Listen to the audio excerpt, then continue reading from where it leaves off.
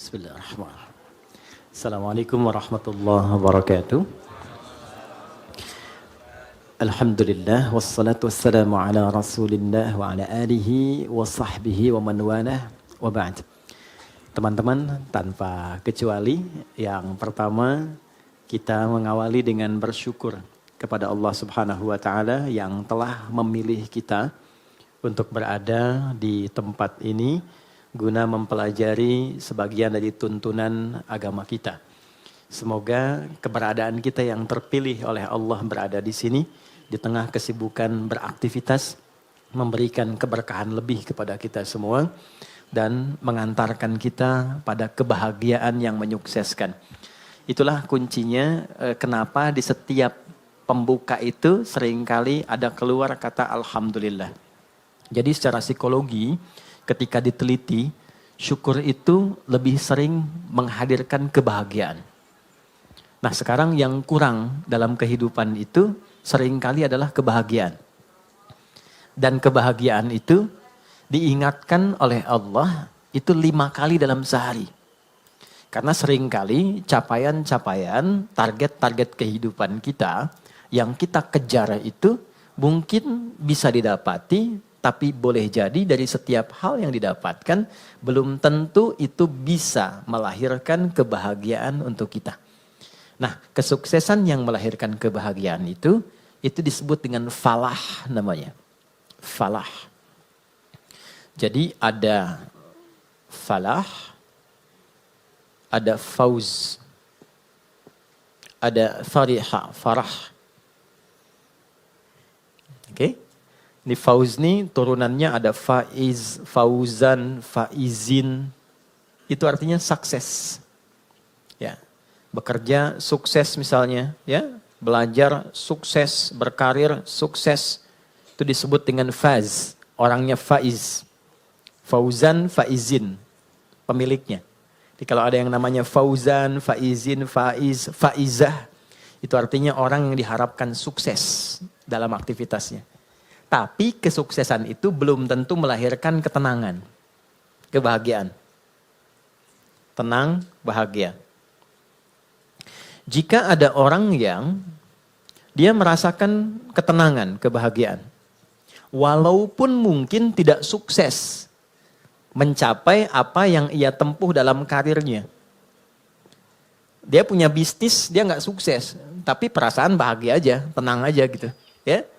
Dia belajar, IPK pengen 4, jatuhnya 3,2 misalnya. Nggak nyampe, tapi tenang aja.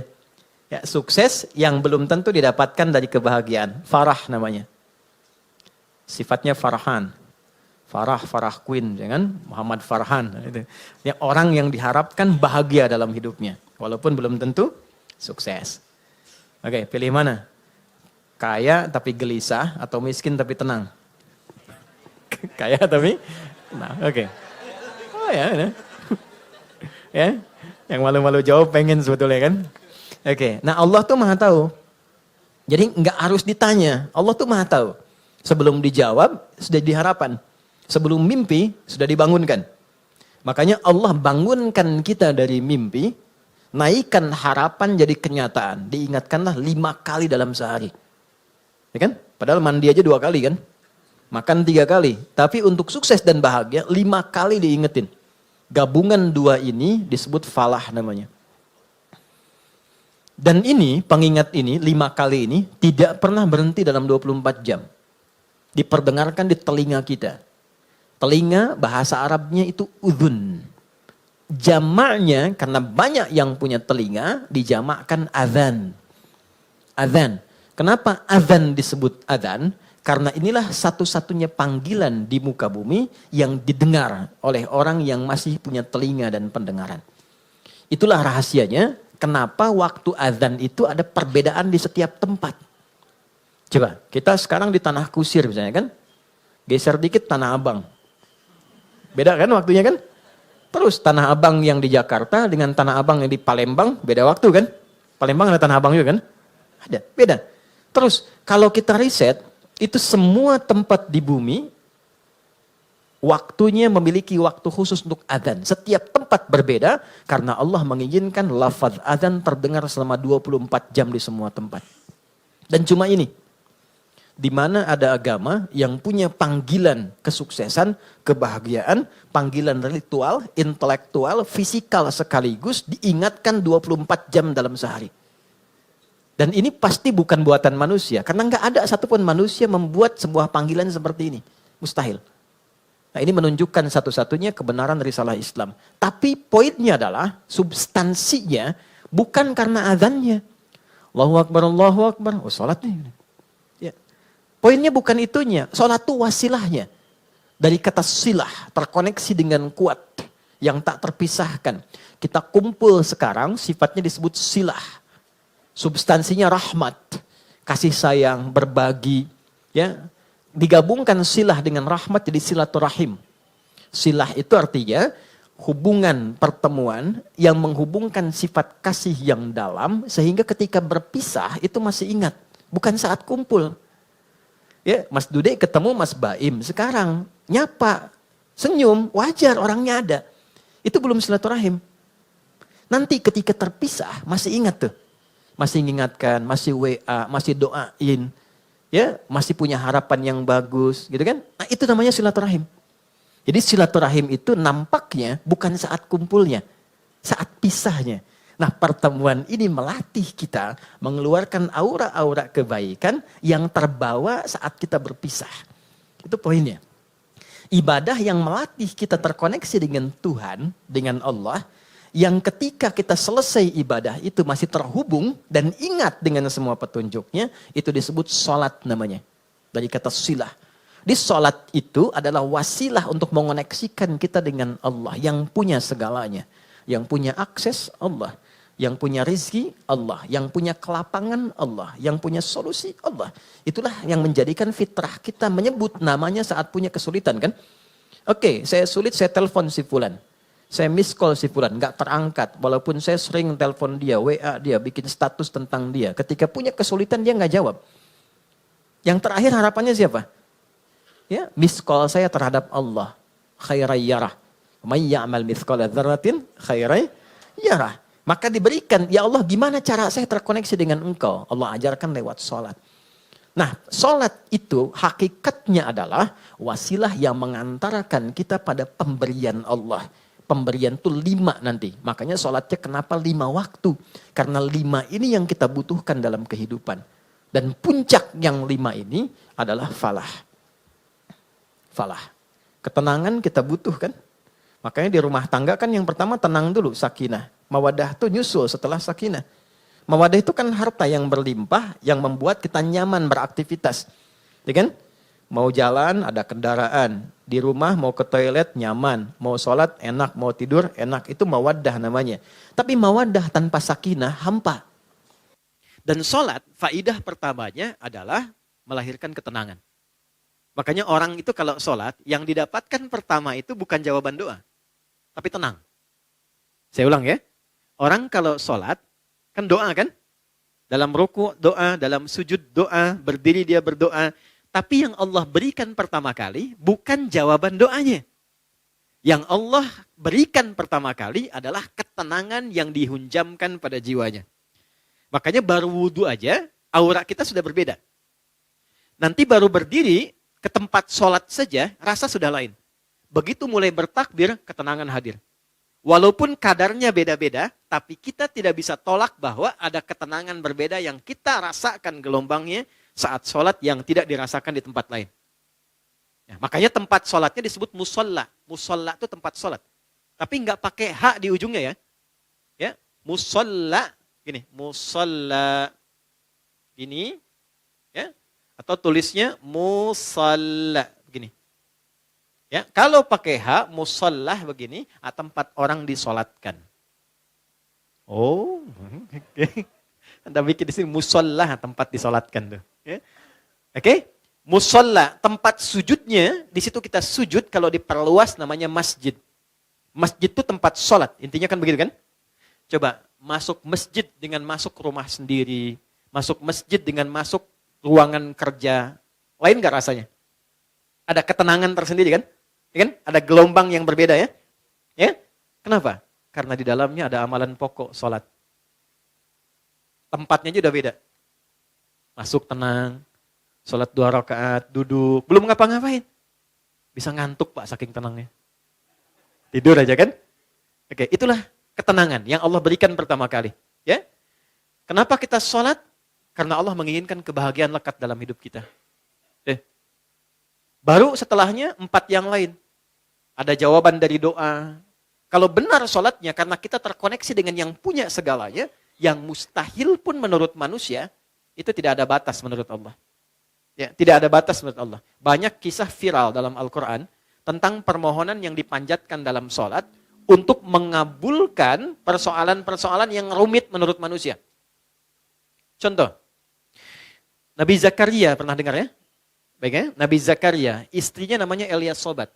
Dalam bahasa Latin disebut Elizabeth. Elizabeth itu nama genealogi ke atasnya Eliasobat, istrinya Nabi Zakaria. Adiknya dari Hannah. Hannah itu istrinya Imran. Imran dengan Hannah menikah, kemudian mengandung Hannah, Maryam. Dalam kandungan Imran meninggal. Nanti Hannah melahirkan Maryam, Maryam nanti Bunda Maria melahirkan Isa alaihissalam. Oke. Maryam punya tempat khusus untuk ibadah, diberi nama mihrab. Salatnya di situ. Salat di situ. Maka di dalam salat itu tempat menjadi berkah. Secara singkatnya Nabi Zakaria mencoba menunaikan salat di tempat itu. Dalam salatnya minta sama Allah berdoa. Doanya apa? Doa memohon supaya istrinya diberikan oleh Allah karunia bisa mengandung dan melahirkan keturunan. Maaf, vonisnya pada masa itu dipandang monofos dan mandul, tidak mungkin punya keturunan. Perhatikan, karena dalam sholat konektivitasnya pada Allah yang tidak punya batas dalam pemberian. Anda minta pada manusia punya keterbatasan. Maaf, pandangannya terbatas, semakin jauh tak terlihat. Pendengarannya terbatas, semakin frekuensinya tinggi atau paling rendah tidak terdengar. Akalnya pun terbatas. Maka jangan selalu semua hal harus rasional. Karena sepanjang punya sifat kemanusiaan pasti terbatas. Kenapa pendengaran terbatas, pandangan terbatas, akalnya nggak mau terbatas, itu yang salah. Oke, ketika semua terbatas, kita harus minta pada yang tidak punya batas. Tuhan, Allah. Makanya kalau mentok tuh pasti yang disebut Allah kan? Kalau mentok tuh pasti Allah. Kenapa? Karena kita sadar, fitrah kita menuntun, cuma ini yang tidak punya batas. Nah, Allah punya 90 sifat, 99 sifat pemberian. Allah punya 99 sifat pemberian disebut dengan Asmaul Husna. Quran surah 17 di ayat 110. 99 ini adalah nama khusus sesuai dengan kebutuhan kita. Jadi nggak harus semua dibaca. Butuh rizki, sebut ya Allah, ya Razak. Butuh ilmu, ya Allah, ya Alim. Punya masalah, pengen solusi, ya Allah, ya Al-Fattah. Pengen kesabaran ditambah, ya Allah, ya Sabar. 99. Qulid Allah, sebut namaku, kata Allah. Awid Ar-Rahman, kalau sedang dalam lukanya, sebut ya Rahman yang maha lembut, yang maha kasih. Engkau yang memilih aku jadi hambamu. Engkau yang mengasihiku. Ya Allah, dengan kelembutan dan kasihmu tuntaskan masalahku. Rahman. Ayyamma tad'u, tapi kalau engkau tahu, falahul asma'ul husna. Pilih nama sesuai kebutuhanmu. Maka Nabi Zakaria memilih satu nama Allah sesuai dengan sifat yang dibutuhkan. Wahab, pemberi tanpa batas. Karena orang mengatakan ada batasan, maka dipilih nama ini tanpa batas. Kalau meminta dengan nama, sebut ujungnya hab. Makanya sering kita minta, Rabbana hab lana min azwajina. Karena beliau khusus minta ya untuk dirinya, untuk istrinya, maka beliau katakan, Rabbi habli. Kan? Hunalika da'a Zakaria Rabbah, qala Rabbi habli min ladunka dzurriyyatan thayyibah, innaka sami'ud du'a. Itu ada di Ali Imran di ayat yang ke-38. Ya Allah, mereka mengatakan dan memvonis aku dan istriku tak mungkin punya keturunan. Maka dalam sholatku ini aku terkoneksi denganmu, aku minta padamu yang tidak punya batas dalam pemberian. Ini. Apa yang terjadi? Innaka sami'ud du'a. Ya Allah, engkau pasti dengar doaku. Perhatikan kalimatnya, dalam sekali. Nanti kalau berdoa, sisipkan rasa ini. Jadi Allah tuh sangat cepat menjawab pada doa-doa yang disifati dengan rasa yang dalam. Ya Allah, Engkau pasti mendengar doaku. Kalau pada yang maha mendengar tidak terkabulkan juga, kepada siapa lagi aku mesti memohon? Gitu ya? Oke? Ya Allah, engkau yang titipkan dia kepadaku. Engkau yang jadikan dia sebagai anakku. Engkau yang jadikan dia sebagai pasanganku. Engkau yang titipkan dia bukan kepada yang lain. Ya Allah, engkau yang menciptakannya. Engkau yang mengarahkannya. Maka mohon dengan segala keagunganmu ya Allah, jadikan kami orang-orang yang engkau ridhai. Rubah kami menjadi lebih baik, lebih lembut, lebih damai, lebih tenang. Kalau dengan permohonan dan air mata aku tumpahkan belum juga terkabul, maka tunjukkan kepadaku saat ini dengan cara apa lagi bisa aku memohon padamu. Itu. Saya sering mengambil rasa itu dalam diri itu. Dan itu cepat, kadang-kadang belum minta sudah diberikan. Ya. Dan di Quran banyak, apa yang terjadi? Fanadatsul malaikah. Kalau doanya benar, turun malaikat langsung menyampaikan. Wa huwa qa'imu yusalli fil mihrab. Sedangkan beliau masih terkoneksi dalam sholatnya. Jadi sholat, selain memberikan ketenangan, itu juga mempercepat terkabulnya doa. Doa yang bagaimana yang cepat dikabulkan? Yang didahului dengan ketenangan. Tenang dalam sholat disebut tumakninah. Makanya sholatnya jangan seperti dikejar proyek. Karena proyek sholat itu proyek akhirat, bukan dunia. Ketika teman-teman membawa sifat akhirat ke dunia, maka merendahkan akhirat dengan dunia. Itu poinnya, itu yang menjadikan doa sulit dijawab. Bawa ke urusan akhirat, tepikan dunia. Itulah di awal jumpa kita katakan kenapa tangannya diangkat ke belakang begini, buang urusan dunia ke belakang. Karena yang kita kerjakan sekarang urusan akhirat. Itu hikmahnya, buang urusan dunia ke belakang. Problemnya ketika takbir dunia masih di bawah. Allahu Akbar. Aduh, konten belum jadi nih. Sepatu ketinggalan nih, gitu kan? Ada di mana tadi nyimpen kendaraan, kan? Masuk. Padahal kata Nabi sederhana, buang urusan dunia ke belakang. Ya, angkat tangannya, buang urusan dia ke belakang, pasrahkan kepada Allah. Lipat tangan begini, ya kan? Kan sudah kita belajar ini ya. Yang baru bergabung, teman-teman izin tidak bermaksud untuk mengajari, mengingatkan lihat tayangan sebelumnya. Kenapa kiri didahulukan daripada kanan? Sudah kita bahas. Kiri gambaran hal yang kadang-kadang divisualisasikan atau digambarkan hal yang kurang baik. Aliran kiri, tangan kiri, pekerjaan kiri kadang kurang bagus kan ya gambarannya. Maka kanan gambaran yang baik. Asal sholat itu asalnya begini. Tidak bersedekap. Terjadilah satu peristiwa, seseorang pernah berbuat salah. Kesalahannya fatal. Lalu ia datang mengadu pada Nabi untuk konsultasi. Ya Nabi, hukum saya sekarang daripada saya malu dihukum Allah di akhirat. Sahabat itu dulu begitu. Saya pengen selesai di dunia, gak mau dibuka di akhirat. Karena kalau di dunia ditutup, viral di akhirat itu lebih banyak. Semua dibuka kan?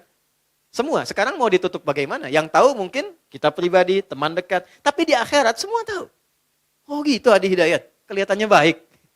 Tapi dibuka satu-satu. Diperlihatkan. Ya, yang baik, yang buruk dibuka. Makanya visi sahabat, saya tidak mau di akhirat dibuka karena viralnya makin luas. Pengen diselesaikan di dunia. Jadi ketika Nabi akan sholat, datanglah orang sahabat ini, tidak disebutkan namanya. Kalau tidak disebutkan, perhatikan rumusnya ya, di tafsir, Quran dan hadis, kalau ada kejadian, tidak disebutkan siapa orangnya, kapan kejadiannya, tapi viral perbuatannya, ini ingin menunjukkan kesan bahwa perbuatan itu akan berpotensi lagi terjadi di masa depan dengan sosok yang berbeda, tapi dengan substansi yang serupa. Ya. Dia berbuat salah, kita pernah salah nggak? Pernah. Ya? Ada orang dulu gibah, pernah gibah nggak orang sekarang? Bahasa sekarangnya gosip, ya kan? Oke, mencela dulu ada, sekarang ada nggak yang mencela? Ada, tapi kan nggak disebutkan siapa dulu yang pernah mencela. Artinya celaan itu akan terjadi lagi di masa depan. Ya, masalah dengan kawan, masalah dengan tetangga, masalah suami istri, masalah dengan anak, masalah dengan ibu mertua. Nggak pernah disebutkan siapa tokohnya, tapi suratnya ada, ayatnya ada. Untuk memberikan kesan kalau terjadi, begini cara menyelesaikannya. Maka dia katakan, ya Rasulullah, hukum saya salah. Hukum saya salah. Tibalah waktu sholat. Kata Nabi, kita sholat dulu, nanti habis sholat, baru kita selesaikan. Maka saat sholat itulah turun Quran surah ke-11, Hud. Ayat 114. Aqimis sholata tarafain nahar, wa zulafam minal lail. Perhatikan, ini indahnya. Innal hasanati yudhibnas sayyi'at. Tunaikan sholat, jangan tinggal. Tunaikan sholat, jangan pernah tinggal. Yang 5 waktu itu. Apa yang dahsyat dalam sholat itu? Allah lompat dulu untuk menghibur hati kita. Gak ada orang yang tidak pernah salah, kata Allah. Kecuali Nabi Rasul yang dijaga dari kesalahan, namanya maksum. Di sepanjang bukan Nabi, sepanjang bukan Rasul, pasti salah. Jadi percuma menuntut seseorang itu untuk selalu benar. Karena sifat manusia pasti salah. Ya kita turunkan babnya ya. Ya, saya ambil contoh. Kami baru pulang dari Mekah, dari Madinah. Terus kita belajar tuh di pelataran Masjid Nabawi, Masjidil Haram. Saya tarik sedikit aja ya, tarik sedikit aja. Nabi itu mengajarkan fikih parenting dengan keluarganya, itu begitu indah. Nggak ada ketegangan, nggak ada kegaduhan, dan rata-rata canda. Makanya saya ngobrol dengan beberapa teman, saya bilang, kenapa sekarang kalau orang belajar parenting serius banget? Bawaannya tegang melulu gitu. Ini kewajiban suami, ini kewajiban istri, ini neraka, ini surga. Padahal yang ditampilkan oleh Nabi, kebanyakan 85%-nya itu canda semua. Karena memang kehidupan rumah tangga itu kehidupan bercanda. Laibun walahun. Canda. Saya teman-teman, kalau di rumah, itu seriusnya sama istri dan anak cuma dalam 3 hal. Sholat, Quran, kedua jangan maksiat. Jangan bohong, 1. Itu. Yang lainnya, turunan-turunannya. Lebihnya canda. Anda boleh tanya sama istri saya. Kalau beliau tanya, istri saya tanya, pasti saya plesetin canda semua. Canda semua. Anak-anak canda semua. Itu semua canda. Kenapa? Karena kehidupan rumah tangga itu gak serius-serius amat. Karena si amat pun tidak serius. Banyaknya canda. Contoh gini. Istri Nabi ada berapa? 9. Ada yang lain? Jangan khawatir ya, saya gak bahas bab poligaminya, tenang aja. Oke ya. Si Nabi 9 yang berkehidupan, 11 dengan beliau, 1 yang milkul yamin. Ya. Pembahasan detailnya nanti. Singkatnya begini. Dari sekian itu, kenapa Nabi diizinkan menikah lebih daripada 4 istri? Kenapa diizinkan? Saya sering sampaikan. Maaf, ini rahasianya teman-teman. Karena seluruh istri Nabi itu mewakili semua karakter perempuan di muka bumi. Itu rahasianya. Jadi nanti ada yang suka mengajar, suka belajar dan mengajar, ikuti Sayyidah Aisyah. Ada yang suka fashion, ada perempuan suka fashion ada. Nanti modelnya Sayyidah Zainab. Ada yang suka bikin kue. Itu Sayyidah Saudah binti Zam'ah. Yang bikin kue ini usianya udah 70 tahun ke atas. Sepuh. Tapi nggak pernah Nabi masuk ke rumah beliau, ke kamar Sayyidah Saudah itu di samping Sayyidah Aisyah. Jadi kalau ini yang kubah hijau itu di atas ya. Kubah hijau ke bawah kan ada kamar ya. Ini kamar Sayyidah Aisyah, ini kamar Saudah binti Zam'ah. Sayyidah Saudah binti Zam'ah. Ini sudah sepuh. Hobinya bikin makanan. Nabi pulang, sedang bikin adonan tepung. Itu tepung adonannya dicolek oleh Nabi, kemudian dicolekkan di kedingnya dan ketawa bersama. Kalau bahasa kita tuh panggil sayang. Sayang apa kabar? Gede, masih ketawa. Ya, kapan kakek nenek kita tuh panggil sayang pada pasangannya tuh? Anda bisa kebayang nggak? Jadi semua masuk ke rumah itu semua hiburan. Ada istri Nabi yang senang curhat, ada. Kalau ke rumah tuh cerita, kan? Ada hadis di Al-Bukhari panjang banget. Panjangnya itu cuma satu intinya. Suami mendengar curhat istri. Dan gak pernah dipotong, didengar aja. Karena tahu 8 jam ditinggal, 12 jam ditinggal itu pasti ada sesuatu yang dipendam. Jadi Nabi selesaikan dengan mendengar aja, gak pernah dipotong, dengerin ya terus. Ya, istri kan prinsipnya cuma satu, ya. Gak pernah menginginkan suami merasa benar. Gak pernah berharap begitu. Cuman tolong pahami, merasa bersalahlah sekali gitu ya. Gitu ya. Gak apa-apa, dengerin. Itu ada hadis di Al-Bukhari, panjang, dengarkan. Jadi ternyata, begitu keluar cerita itu, itulah sakinah. Tenang gitu. Nah itu fikih sederhana, dan dalam dengar itu canda. Kadang dialog, kadang canda. Makanya kehidupannya itu yang harmoni yang kita dapatkan. Gak terlalu serius. Nah itu yang saya maksudkan, hal-hal yang kita bisa tampilkan dalam Al-Quran, dan kuncinya di mana? Sholat. Makanya semua kisah viral dari istri Nabi itu selalu menyoroti sholatnya Nabi. Itu poinnya, di sholat tuh bikin tenang. Sholat bikin bahagia. Sholat bikin terkabulnya doa. Gitu. Bukan cuma es krim. Ustaz punya hadiah nanti. Boleh. Ini Ustaz punya hadiah. Oh, ada. Nih. Bulan nanti sama matahari sekalian. Ya. Ganti ya. Iya. Nanti sama Tante Bulan bilang sama Om Matahari sekalian. Gimana? Alhamdulillah. Alhamdulillah. Anak gak jauh dari bapaknya.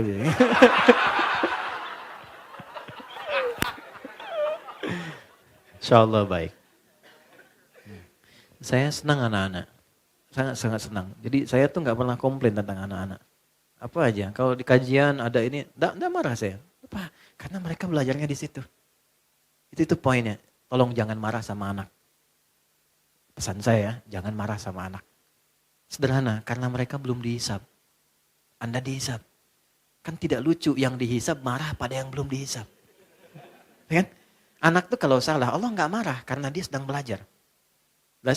Masa Allah yang Tuhan tidak marah pada yang tidak dihisab? Kita yang bukan Tuhan marah pada yang tidak dihisab dan kita dihisab. Gitu. Jadi kalau anak itu ada sesuatu yang berbeda, yang pertama dilakukan istighfar dulu. Karena anak hanya mendengar dan melihat apa yang dia lihat dan dia dengar. Lalu setelah itu mohonkan kepada Allah kebaikan. Biasanya kalau orang tua itu sudah memulai dengan kebaikan, itu langsung anak tanpa diminta jadi baik. Itu rumus. Jadi kalau pengen anak itu soleh, kuncinya satu. Orang tuanya memperbaiki diri menjadi baik. Itu langsung gak diminta jadi baik. Itu udah pasti. Rumusnya udah begitu. Ayatnya banyak di Quran. Ya. Naik sini lagi. Ini sholat. Jadi sholat yang baik membuat kita lebih tenang. Sholat yang baik membuat kita lebih enak berdoa. Sholat yang baik membuat kita, nah ini yang terakhir, lebih dekat pada kesuksesan dan kebahagiaan. Nanti dua lagi kita simpan jauh-jauh karena topik kita bukan di situ saat ini. Kumpulan dari semua itu akumulasinya disebut dengan falah. Ini yang diperdengarkan 5 kali dalam sehari. Jadi ketika muadzin memperdengarkan hayya 'alas shalah, hayya 'alas shalah, Anda tanya kenapa sih mesti sholat?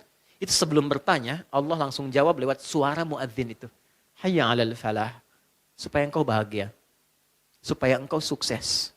Supaya engkau tenang hidupnya. Di kehidupan pribadimu, rumah tanggamu, di kehidupan sosialmu, pekerjaanmu.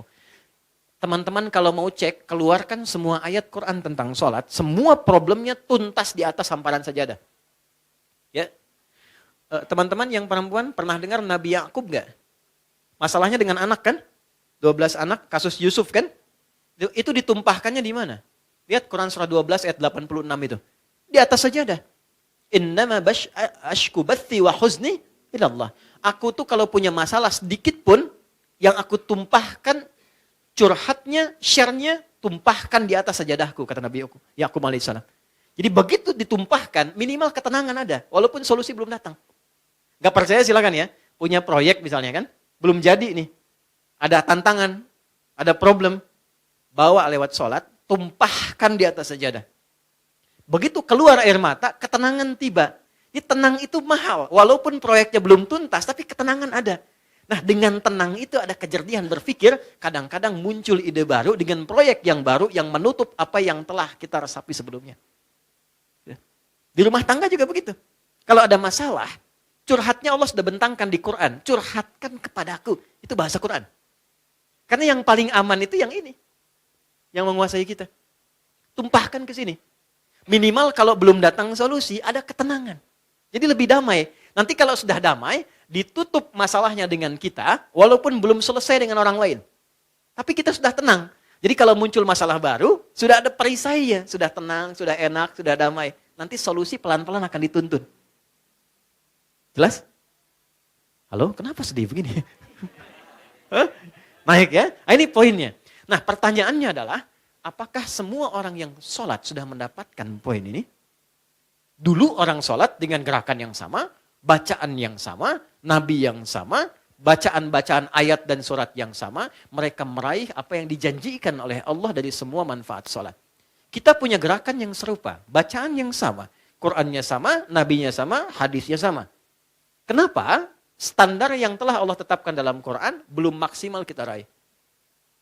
Cuma dua jawabannya seperti yang pernah kita ulas. Satu, ini bahasa Quran. Kebanyakan orang yang sholat, satu, ini bahasa Quran, boleh jadi belum khusyuk dalam sholatnya. Kedua, boleh jadi sebagian dari orang yang sholat itu, ini poinnya, tidak paham, tidak mengerti apa yang dibaca dan dilakukan dalam sholatnya. Jadi hanya formalitas secara fikih saja. Fikih itu gini, fikih itu menggugurkan kewajiban.